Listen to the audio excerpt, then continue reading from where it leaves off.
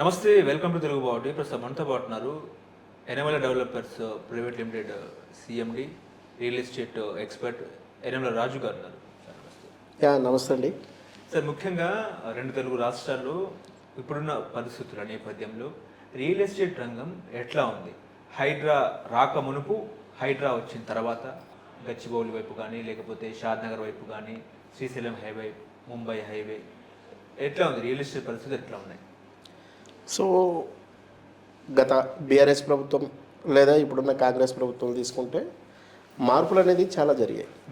ప్రధానంగా మార్పులలో రియల్ ఎస్టేట్కి సంబంధించిన వాటిలో ప్రధానమైన మార్పులు వచ్చాయి. వాటిలో ప్రధానంగా రేవంత్ రెడ్డి ఎప్పుడైతే సీఎం అయ్యారో, సీఎం అయిన తర్వాత పాలన పైన సరైన గ్రిప్ లేకపోవడం అనొచ్చు, కానీ లేకపోతే పాలన కుదురుకోవడానికి తీసుకున్న టైం కావచ్చు, కానీ లేకపోతే ఇదే టైంలో వచ్చిన హైడ్రా కానీ లేదా పక్క రాష్ట్రంలో వచ్చిన మార్పులు, వీటన్నిటి నేపథ్యంలో చూసుకున్నప్పుడు రియల్ ఎస్టేటు పుంజుకొని పరుగులు తీయాల్సినది ఓ రకంగా కుదేలేదని చెప్పవచ్చు.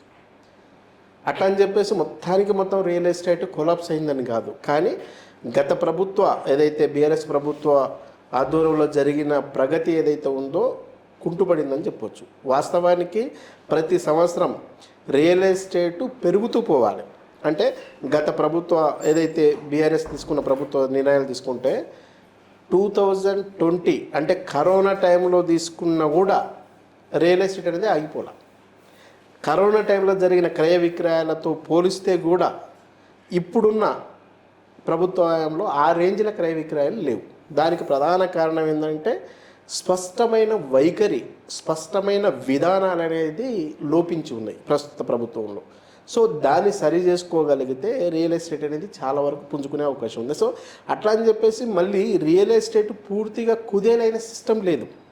ఇక్కడ ఏదైనా అంటే నెగిటివ్కు బాగా గురయ్యేది లో మిడిల్ క్లాస్ పీపుల్, లో క్లాస్ పీపుల్ ప్రధానంగా ఎక్కువ నెగిటివ్గా అట్రాక్ట్ అవుతారు. ఇప్పుడు ప్రధానంగా మనం చూసుకుంటే రియల్ ఎస్టేట్లో సెగ్మెంట్ వారిగా చూసుకుంటే ఇప్పుడు ఇండిపెండెంట్ ఇల్లు ఉన్నాయనుకోండి, హైదరాబాద్లో ఇండిపెండెంట్ ఇళ్లలో 50 లక్షలలోపు బడ్జెట్కు సంబంధించిన వాటిలో క్రయ విక్రయాలు అనేది దాదాపు చాలా తగ్గిపోయినాయి.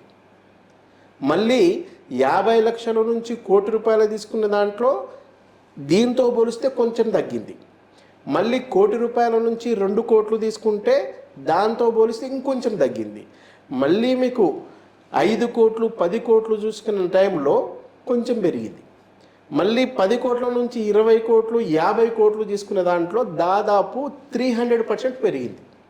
అంటే ఇక్కడ మనం అర్థం చేసుకోవాల్సింది ఏంటంటే ఏ వర్గాల సంక్షేమం కోసం అయితే పనిచేస్తామని ప్రభుత్వాలు చెప్తున్నావో ఆ వర్గాలను కన్ఫ్యూజ్కు గురి చేసి ఓ రకంగా వాళ్ళని ఇబ్బందుల పాలు చేసి వాళ్ళను కొనాలనుకున్న వాళ్ళను కూడా కొనకుండా చేసి గందరగోళానికి క్రియేట్ చేసి వాళ్ళ ఆర్థిక ప్రగతిని కుంటుపడేటట్టు చేస్తున్నాయి ప్రస్తుతం ప్రభుత్వ విధానాలు. దాని నుంచి బయటపడగలిగితే ఎక్కువ ఉపయోగం. ఓవరాల్గా చూసుకున్నప్పుడు మళ్ళీ రియల్ ఎస్టేట్ పెద్దగా పడిపోలేదు అంటే వాస్తవానికి పడిపోలేదు. ఎందుకంటే ఇప్పుడు 50 కోట్లకు తీసుకునే వాళ్ళు ఆ సంఖ్య పెరిగినప్పుడు ఖచ్చితంగా గవర్నమెంట్కి రావాల్సిన రాబడి ఏదైతే ఉందో ఇంచుమించు ఇక్కడ తగ్గినది అక్కడ కవర్ అవుతుంది. కానీ నష్టపోతున్నది ఎవరు? ప్రధానంగా ఏ వర్గ సంక్షేమం కోసం అని చెప్తున్నావో ఆ వర్గాలకు అన్యాయం చేసినట్టు జరుగుతుంది. దీన్ని అర్థం చేసుకోవాలి. ఇంకోటి ఏంటంటే ఈ లో క్లాస్, మిడిల్ క్లాసు, ఈ లో టికెట్కి సంబంధించిన వాళ్ళు ఎవరైతే ఉన్నారో మీరు కానీ లేకపోతే హై క్లాస్ వాళ్ళు కానీ పెట్టుబడి పెడుతున్న దేనికోసం? ఎక్కువ రాబడి రావడం కోసం. అంటే ఎప్పుడైనా రాబడి ఎప్పుడు వస్తుంది? తక్కువ రేట్లు ఉన్నప్పుడు కొని ఎక్కువ రేట్లు ఉన్నప్పుడు అమ్ముతేనే రాబడి వస్తుంది. కానీ చాలామంది తెలియక ఏమనుకుంటారు, రియల్ ఎస్టేట్ బాగా భూమిలో ఉన్నప్పుడు తీసుకోవాలనుకుంటారు. రియల్ ఎస్టేట్ బాగా భూమిలో ఉన్నప్పుడు తీసుకుంటే నీకు రేటు పెరుగుతుంది, నువ్వు కొంటున్నావు, కొనేటప్పుడు నువ్వు నష్టపోతావు తప్ప లాభపడతావా? ఇప్పుడు మామూలుగా రైతులను కూడా చూడండి, వచ్చేది వర్షాకాలం కాబట్టి ముందు జాగ్రత్తగా ఇప్పుడే తెచ్చి పెట్టుకోవాలని ఓ సంవత్సరానికి 6 నెలలకు కావాల్సిన సరుకులను తెచ్చి జాగ్రత్త పెట్టుకుంటున్నా లేదా? అంటే ఖచ్చితంగా భవిష్యత్తులో పెరుగుతాయి, ఆ పెరిగేదేదో ఇప్పుడే తెచ్చి పెట్టుకుంటే కొంత తగ్గుతాయి అనే కాన్సెప్టు మామూలు రైతు కూడా ఆలోచించినప్పుడు ఒక తెలివైన ఇన్వెస్టర్గా మనం కూడా ఎట్లా ఆలోచించాలా? తక్కువ రేట్లు తక్కువ ఉన్నప్పుడు తీసుకొని రేట్లు ఎక్కువ ఉన్నప్పుడు అమ్ముకుంటేనే తెలివైన రాబడి అవుతుంది. ఈ విషయాన్ని కూడా దీని మీద అంటే ఆర్థిక క్రమశిక్షణ లేకపోవడం, ఫైనాన్షియల్ డిసిప్లిన్ లేకపోవడం, ఫైనాన్షియల్ ప్రణాళిక లేకపోవడం వల్ల కూడా చాలామంది ఇన్వెస్టర్స్ నష్టపోతున్నారు. సో ఇక్కడ ఇప్పటికైనా రేవంత్ రెడ్డి సర్కార్ ప్రధానంగా చేయాల్సిన దాంట్లో ఒక క్లారిటీ ఉండాలి. సీఎంగా మీరు ప్రమాణ స్వీకారం చేసిన తర్వాత ఓ ఛానల్ ఇంటర్వ్యూలో లేకపోతే ప్రెస్ మీట్లో డైరెక్ట్ బహిరంగంగా చెప్పావు, ఈరోజు నేను సీఎం అయినా అంటే లేదా ఈరోజు సీఎం కావడానికి కావాల్సిన కొంత ఆర్థిక నిధులు నాకు ఎట్లయినా సమకూరినవంటే నేను గతంలో రియల్ ఎస్టేట్ చేయడం వల్లనే నాకు ఇది సాధ్యమైందని చెప్పారు. దాంతోపాటు ఇంకో మాట ఏమన్నారు, ఈ రియల్ ఎస్టేట్ను నాకు తెలిసినంతగా ఎవ్వరికి తెలియదు, ఈ రియల్ ఎస్టేట్కి నేనే పేటెంట్ అని కూడా చెప్పారు. మరి ఇన్ని చెప్పిన మీరు రియల్ ఎస్టేటు ఇలా అవుతుంటే ఎలాంటి ప్రణాళికలు తీసుకున్నారు? ఈ రియల్ ఎస్టేట్ ద్వారా ఇప్పుడు రియల్ ఎస్టేట్ అనగానే అమ్మకాలు కొనుగోలు ఒకటే కాదు, ఈ రియల్ ఎస్టేట్ మీద డిపెండ్ అయ్యి నిర్మాణ రంగం ఉంది. భవన నిర్మాణ కార్మికులకు ఉపాధి ఎక్కడ దొరుకుతుంది? ఈరోజు చాలామంది గతంలో రైతులు మాత్రమే ఆత్మహత్య చేసుకునేది, ఈరోజు బిల్డర్లు కూడా వేణుగోపాల్ రెడ్డి లాంటి వాళ్ళు ఆత్మహత్య చేసుకుంటున్నారా లేదా? హైడ్రా తీసుకొచ్చిన తర్వాత హైడ్రా విధి విధానాలను పక్కన పెడితే హైడ్రా అనుసరించిన దూకుడు విధానాల వల్ల చాలామంది బిల్డర్ కట్టిన ఇండ్లు కొనడానికి ఇబ్బంది పడుతున్నారు. వాస్తవానికి అది ఎఫ్టీఎల్లో ఉందా లేదా, బఫర్ జోన్లో ఉందా లేదా అనే విషయం పక్కన పోయి చాలా బ్యాంకులు కూడా బిల్డర్లు అని చెప్పగానే లోన్లు ఇవ్వడానికి ఇబ్బంది పడి లోన్లు ఇవ్వకుండా ఉన్నారు. అటు లోను రాక ఇట్లా కొనుగోలుదారుల కన్ఫ్యూజ్కి గురై ఆగిపోతే బిల్డర్లు ఆత్మహత్యలు చేసుకోక ఏం చేసుకుంటారు? మరి రియల్ ఎస్టేట్ గురించి తెలిసి పేటెంట్ హక్కు కావాలని కోరుకుంటున్న నువ్వు దానికి ఏం చేసావు?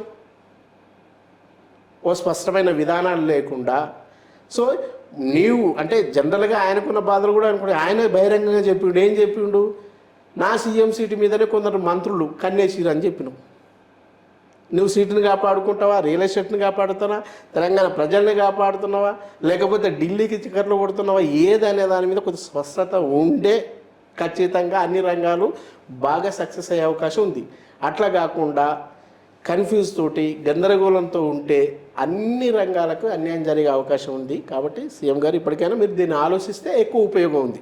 అంటే హైడ్రా వచ్చిన తర్వాత జనాలలో ఒక నెగిటివిటీ ఏంటంటే, ఒకవేళ మనం భూములు తీసుకున్నా చెరువు దగ్గర పరిసర ప్రాంతాల్లో ల్యాండ్ తీసుకున్నా కూడా హైడ్రా వచ్చేస్తుంది, బుల్డోజర్లు వచ్చేస్తుంది, మళ్ళీ కోర్టులు అని చెప్పి మళ్ళీ హెచ్ఎండిఏ పర్మిషన్, లేఅవుట్లు అని చెప్పేసి ఇదంతా రకరకాల చర్చలు వినిపిస్తున్న తరుణంలో హైదరాబాద్లో కూడా ఎవరు ఇన్వెస్ట్ చేయడానికి కూడా ముందుకు రావట్లేదు అంటే ఒక చర్చ, నిజమే అంటారా?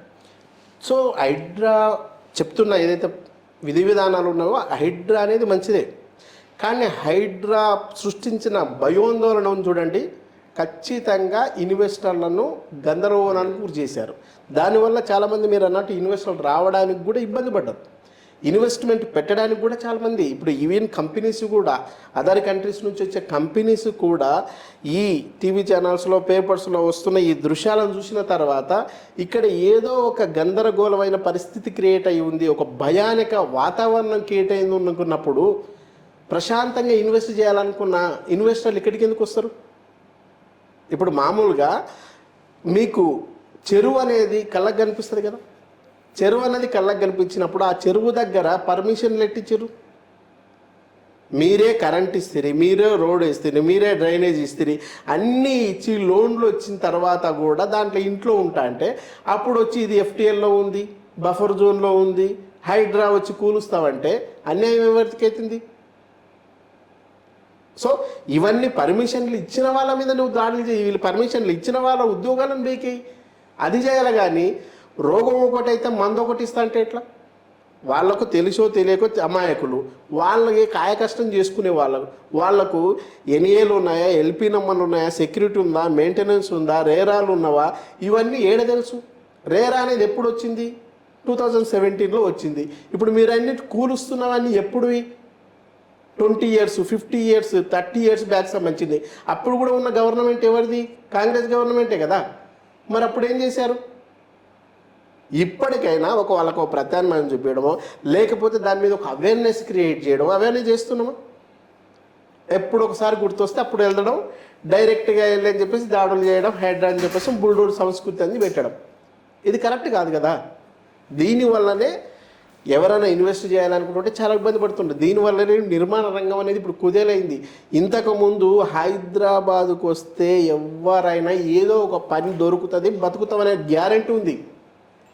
హైదరాబాద్కు ప్రతిరోజు దాదాపు 5,000 నుంచి 6,000 మంది హైదరాబాద్కు వలస వస్తారు.